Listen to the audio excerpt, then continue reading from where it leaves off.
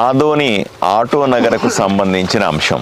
సుమారుగా 10,000 మందికి ఉద్యోగాలను ఇవ్వగలిగే శక్తి ఉన్నటువంటి ఆటో నగర్, అంటే బైక్స్ రిపేర్ చేయడం మొదలుకొని అన్ని రకాలటువంటి మిషనరీల్ని, చిన్న చిన్న వస్తువుల్ని తయారు చేసుకోగలిగిన శక్తి సామర్థ్యాలు ఇక్కడ ఉన్నటువంటి కార్మికులు ఉన్నప్పటికీ కూడాను సరైన సదుపాయాలు లేవు అనే గత 30 సంవత్సరాలుగా ఈ ఆటో నగర్ సమస్య కొట్టుమిట్టాడుతూ ఉంది. దీన్ని సరిచేయడానికి రకరకాల ప్రాంతాల్లో ల్యాండ్ను చూశారు. చివరికి ఈరోజు మనం చూస్తున్నటువంటి నా వెనకాల కనపడుతున్న ల్యాండ్ ఏదైతే ఉందో ఆలూరు రోడ్లో ఉన్నటువంటి ల్యాండ్, సుమారుగా ఈ ప్రాంతంలో ఉన్నటువంటి 93 ఎకరాల స్థలాన్ని మనం ఐడెంటిఫై చేశాం.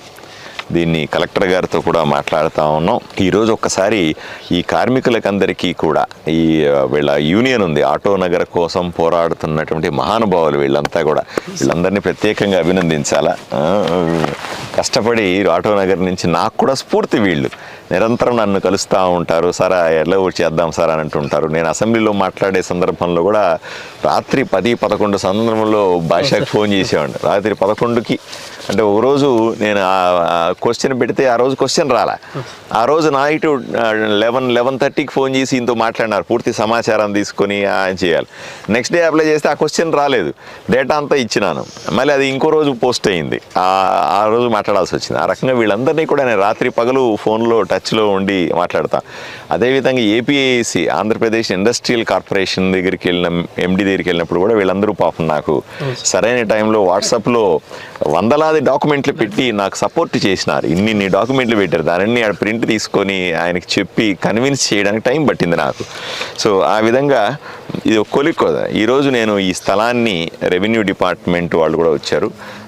విఆర్ఓలు కానీ, ఆర్ఐలు కానీ, సర్వేయర్లు కానీ వీళ్ళందరూ వచ్చారు. వాళ్ళందరి సమక్షంలో వీళ్ళకి ఒకసారి ల్యాండ్ చూపిద్దాం అనే ఉద్దేశంతో తీసుకుని వచ్చినాను.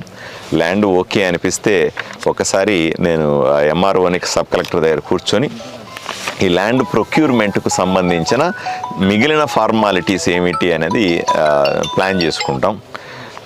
జనవరి 7వ తారీఖున రాయలసీమ మొత్తానికి సంబంధించిన డెవలప్మెంట్ బోర్డు సమావేశం తిరుపతిలో జరగబోతూ ఉంది.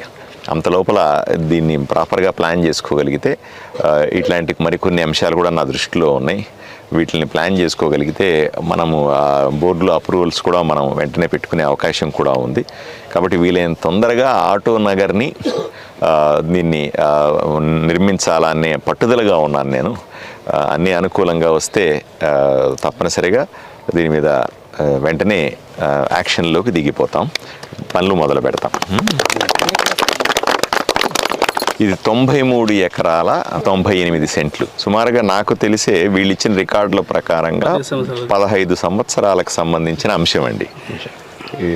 15 సంవత్సరాలుగా పాపం వీళ్ళు ఏదో బాధలు పడి తిరుగుతూనే ఉన్నారు, చేయడానికి ప్రయత్నం చేస్తూనే ఉన్నాం.